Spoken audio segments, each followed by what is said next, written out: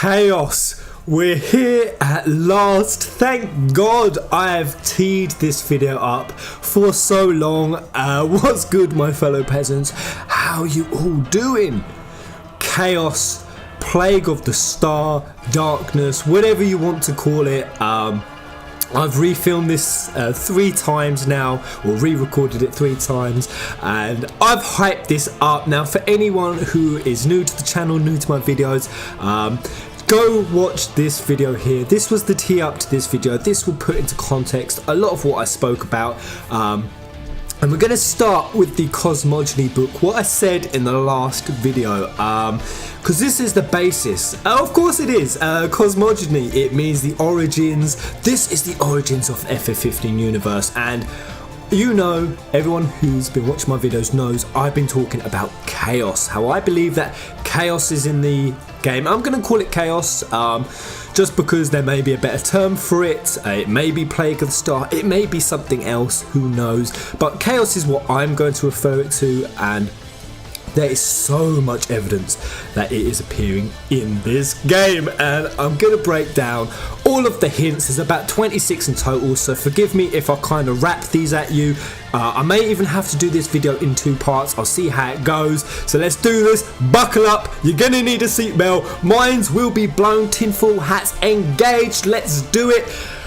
Let's go. So in the video I just linked, I talked about the cosmogony book, and you know the conclusion I came to, that I believe that this was Ardyn, the black-winged dude, and Corleones and Gentiana could be in this picture. The original king and oracle, I still think it's a possibility. It's out there, it's crazy, it's wild, but whoever Corleones and Gentiana are, they're certainly immortal, and there's some definite scary connections and links going on. If that does pull through, that will be dope, but I'm going to be focusing on this crystal and this black-winged dude who could possibly be Ardyn, because I've been saying I think this crystal is a chaos crystal, and most of our crystals in Final Fantasy have been crystals of light. It goes back to FF1, sort of the earlier FFs when we had crystals of darkness. So I'm going to go through all the things I've seen with chaos. So this crystal in this picture here, it is complete, it is whole.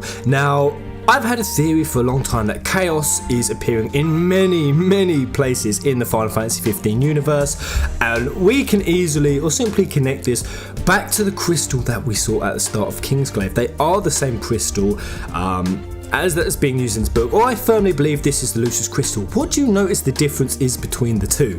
Let's start there. Obviously there is a huge chunk missing from the crystal as it is now. If a chunk of it is missing, I said I believe that when they made this deal, something went wrong. I believe that the king, he was making a pact for immortality, or that's what he was being sold it as, immortality for himself, for his bloodline, whatever it may be, but things didn't go quite accordingly to plan, and I'm going to explain why that is, exactly what the crystal represents. But for now, let's go down the vein. Let's identify all the places we've seen chaos. So first of all, before I go on to the king and the oracle in this picture, I'm going to talk about the world overall.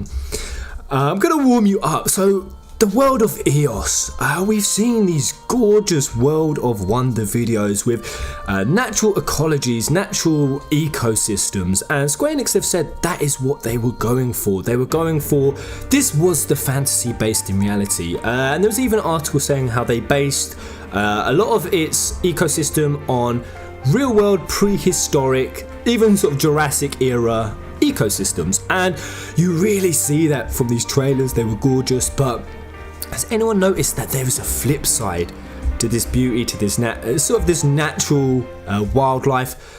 There's this darker side, and we've seen it, and it's, you know, not just the goblins. We're talking even crazier, weird, sadistic things like the samurais with the sewn up mouths. We've seen those snake type I don't know what these are. They have appeared in the series. The snake things with like the human heads. Those things freak me the fuck out. Even things like iron giants. And there's this really unnatural side, and what you always notice about these unnatural ones is they only ever come out at night. Now, You know where I'm going with this. I believe these are creatures of chaos. That's the reason they only come out at night. And it really ties with what Tabitha has said. He said that as the game gets darker and darker, because it will, the nights will get longer, the bosses will get harder. There'll be a correlation. I think we can expect that as the game goes on, we'll see less and less of this beautiful world of wonder and more of this unnatural, freaky deaky shit. Now, going on, just picking one of those many unnatural things, Iron Giants. What did we see in the Platinum demo? And we've seen this in a few places. When it materializes, look what it materializes in a cloud of black smoke, black ash, black swirl, something that could easily be looked at as chaos. And chaos, I'll just say before I even continue, chaos would be in this game, although it was Fabula Nova Crystallis, but it is now disconnected. A huge theme of Fabula Nova Crystallis is chaos, is darkness. We saw that in both Type 0 and the 13 series, and Tabitha said most of the concepts are still in place. So we've seen it there. Now let's move on to Kingsglaive, and we're going, of course, to the demons, the secure the wall scene at the start of the movie. Two things that we saw. Crow, she was holding back this huge maelstrom of dark, swirling thunder. I mean, it was crazy. There was like firestorms, and I think anyone who's played Final Fantasy, when you were looking at that scene, chaos went through every single one of our heads. You're thinking she's holding back some sort of chaos dimension, some sort of chaos void. If we are going on the theme that only the darkest creatures come out at night, they don't appear in the daytime, I think it's fair to assume that creatures of chaos are sensitive to the light, and it was so clear when you look at it from that angle with the demons. They didn't bring the demons out straight away. They waited until the sun had just about set, and the moment it just about got dim enough, I think they, Tenebrae were so eager to attack the wall that they brought the demons out as soon as they could, as soon as the sun had set enough, but the sun hadn't quite set. And what happened? The demons, they were smoking. There was all this smoke billowing off them as if the sun was burning them, as if the sun was reacting against them. And the reason for that is, as soon as the sun completely set, boom, smoke was completely gone. With the demons, I also point out the red eyes. Keep the red eyes, they're really key. Third point is who brought them along. We know it's Ardyn Izunia. It was confirmed to us that Ardyn Izunia has brought a new type of power to the Niflheim army that has increased their strength. It was even said that he boosted the magitek the magitek forces as well. I'm trying to Vestel's, that's it. He also helped Vestel increase the strength of the magitek. So if demons are one of the things that Ardyn has brought along, and if they are indeed creatures of chaos, that explains a lot of things, because I've said for a while now that I think Niflheim's really only motive is to defeat chaos, is to defeat darkness, is to eradicate it from the world, is to eradicate the Lucis bloodline. And if you think about it, if they are using demons, they're essentially using chaos against chaos, because I believe the Lucis household magic, well, in fact, I know, I'm going to stop saying I believe, I know their magic is that of chaos. Lucis, they are Etro worshippers. That was the original concept when they were creating Versus 13. Etro, who had always had a really shit ride in the franchise, she was finally going to have her place in the sun with this game, with Versus 13. That explains the Etro paintings hung up in Insomnia. That explains the skulls. That explains why their magic is chaos magic, and I'll prove that in a moment. But if what I'm saying is correct, and Niflheim want to get rid of the Lucis bloodline, if they want the corrupt gods above gods, the Lucii, removed from the world, why would they be using demons? Essentially, they'd be fighting fire with fire, chaos with chaos, and that connects. I believe that is exactly what Niflheim have done. They have used chaos to fight chaos, fire to fight fire, and a real indicative point of that was when as soon as they had besieged the city, the first thing Idolas said, with his face miserable, almost depressed looking, considering he's just been victorious. No, he's wanted to get into insomnia for a long time, even back when Morris, the previous king before Regis, was in power. Idolas wanted to get into the city then.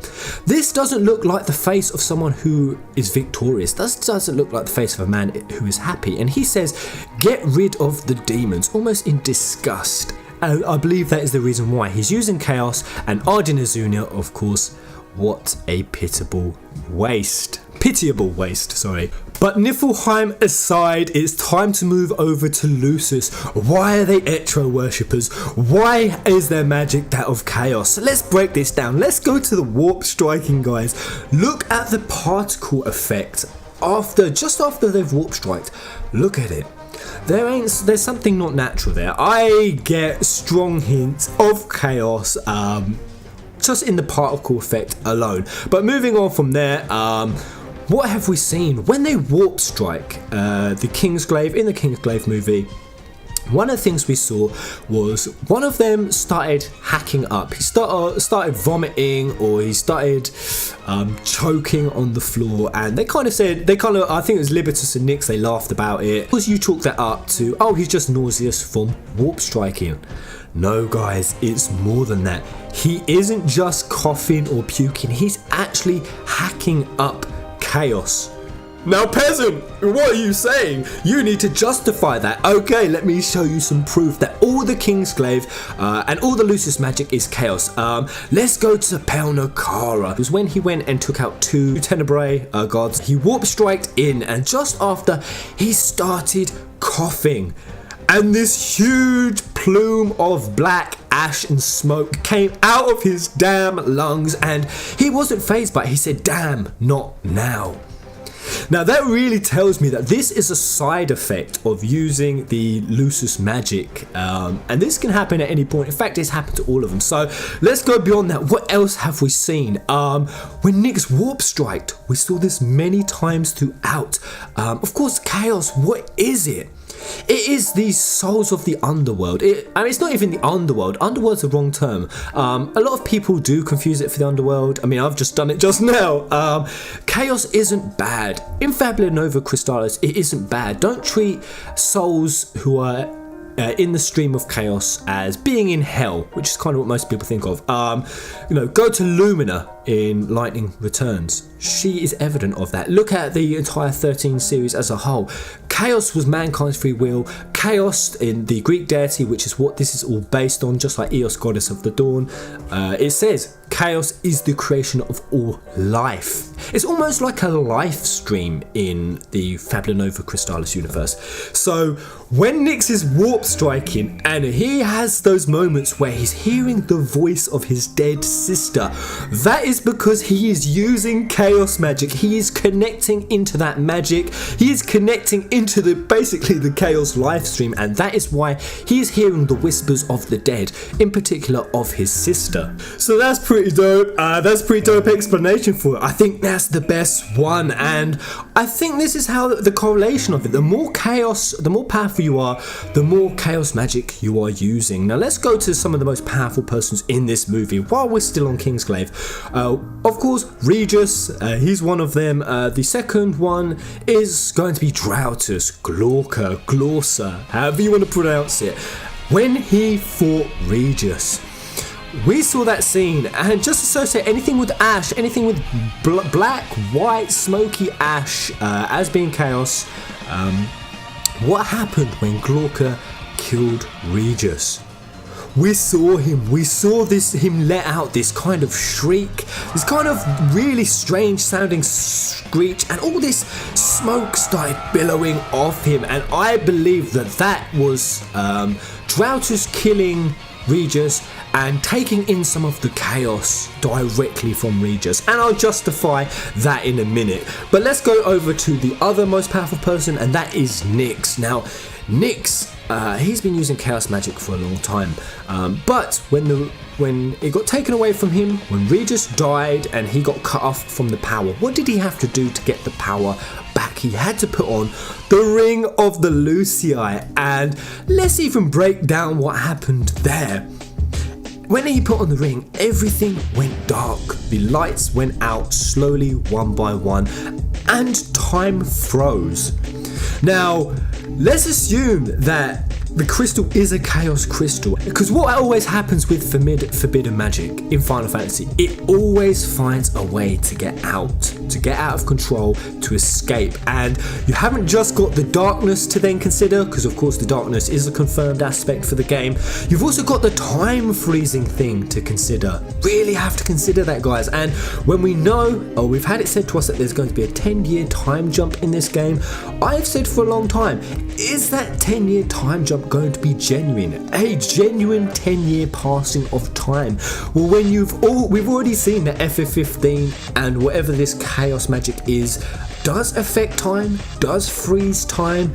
I think it's fair to say that there's a good chance the 10-year time jump might not be genuine. It will be 10 years, but who's to say it will be genuine if it does explode, Noctis and co, they could be thrown into a frozen stasis for 10 years and they awaken 10 years later. You get the gist, guys. But when Nyx went before the Lucii and they offered him terms of service, aka if you use this power, it will cost you your life. Now, they didn't specify how that would happen or exactly how his life would be forfeit. I think it's a bit short-sighted to see it as just flat out right death, especially when they didn't really show Nyx dying properly. But it's fair to say that if the Lucius magic is chaos magic, what did the Lucii give him? They gave him direct power over chaos. They infused him directly with chaos. More chaos than simply what any of the Kingsglaive have had in the past. So let's say that that's the reason why Nyx was more powerful than ever. So Glauca, who just got infused with chaos from Regis, and Nyx, who just got infused with chaos from the Lucii, they battle it out, they fight. Nyx at one point even had control over the Lucii, and it seemed at one point that Glauca even had control over the demons, and it makes sense because all the parties involved here are beings born of chaos, fire fighting against fire. Now, going back to what I said about all beings of chaos being sensitive to the sun, to the daylight, what happened at the end of Kingsglaive? Both Drautus and Nyx at the end of the fight, they were there and they both were starting to fade and turn to ash. They were burning up under that sun. God damn, I thought I was watching a vampire movie. I mean, he was turning to ash. As the sun came up, he started to disintegrate. He started to turn to ash. Another clear indicative factor that the Lucius magic is chaos. And that is why Nyx is coming back. He is a part of the chaos now. His spirit, his soul, it is now in the Lucii's control, and they can do whatever they want with it. And what have I said for a long time? I believe the summons are also made of chaos. And I know this sounds crazy. Goddamn Peasant, everything is made of chaos to you.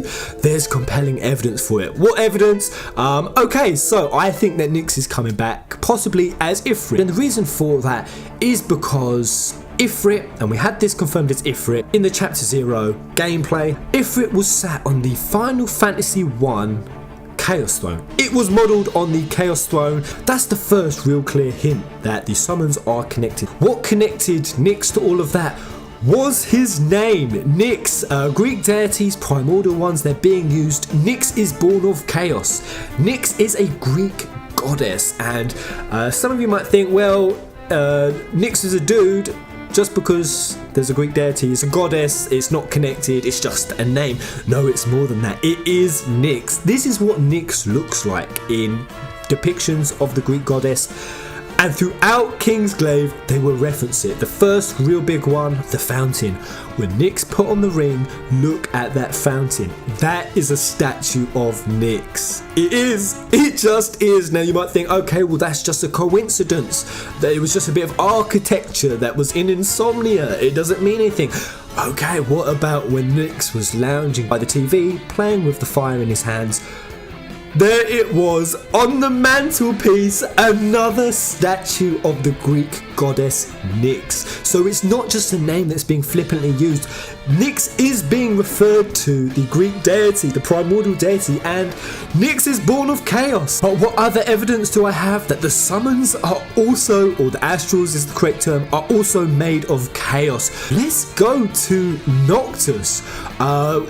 All of the interactions he's had with Astrals.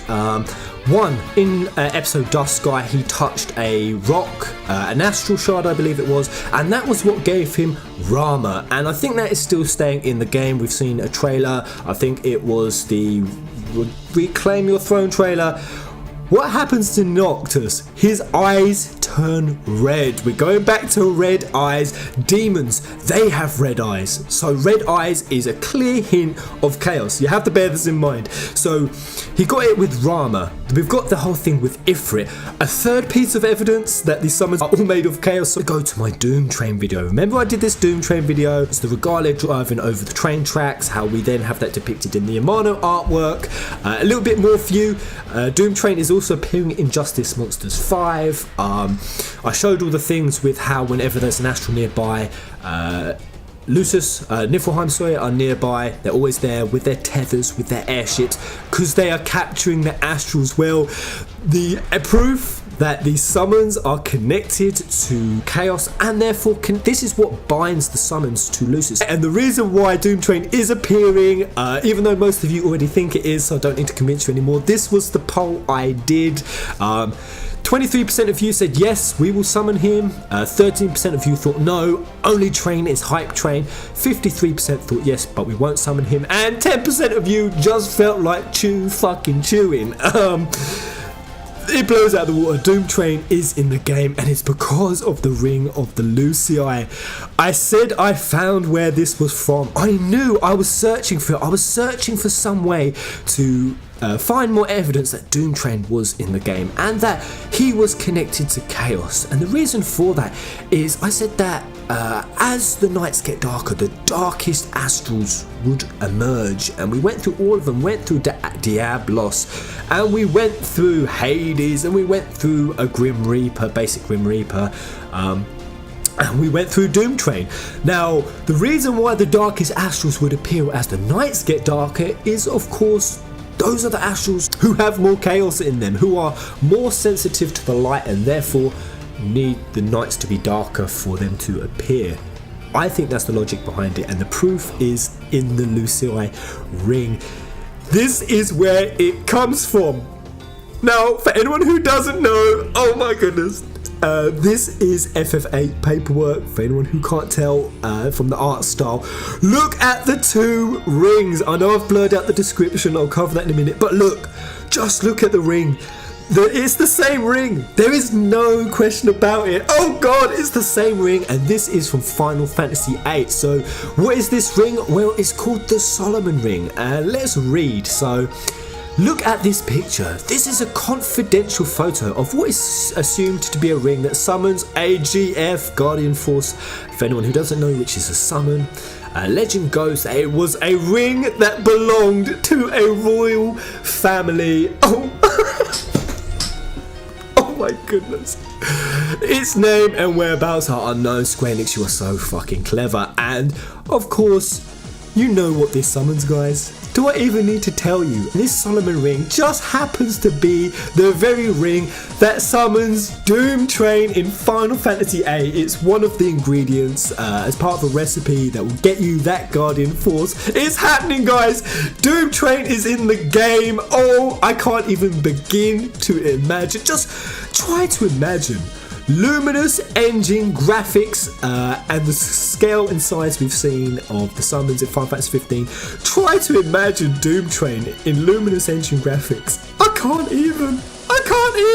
So the Astrals are 100% connected to chaos. They are born of chaos. They are made of chaos. They are controlled by chaos, and it all comes from the crystal. And what have I been saying in terms of what I think the Astrals are playing a role as? I think they do have personalities in this game. I think they have different motives, different outlooks, different ambitions. I also believe that they are trying to fight from slavery of mankind and from the slavery of the Lucii, where if this ring is the ring that binds them, they are bound by this ring, they are bound by the crystal. It fits the narrative, it fits all the links to FF6. I've done about 2,937 Final Fantasy VI connections now. Not that I needed to. Tabata himself admitted this game is using so much influence from FF6, which is dope. It's a fucking good game. But one of the aspects was that the Astrals were being captured by Niflheim, going back to these tethers. We can see the Lances, they're tethers. They are trying to capture the Astrals. And I said, if it follows FF6, it's to fuel the magitek. Well, if the summons are made of chaos, then of course it is chaos magic. That is the magic that Ardyn Izunia has tapped into. Not only did he bring chaos demons, he actually found a way to take chaos out of summons and implant it into magitek. And does that not explain red eyes? We're back to red eyes, red damn eyes. That is the clue, that is the hint. The demons have it. Noctis, you know my theory, he will become Chaos Noctis, the true king, and it only makes sense as to why he would, because he's going around the world absorbing the power of Astrals, which are made of chaos. He's going around the world collecting armature weapons, and armature weapons are also chaos. Oh god damn, Peasant, surely not the armature weapons as well. Well, of course they are. It goes back to cosmogony. The king, he made a pact for, oh no, what does any king want? He wants his bloodline to last the longest.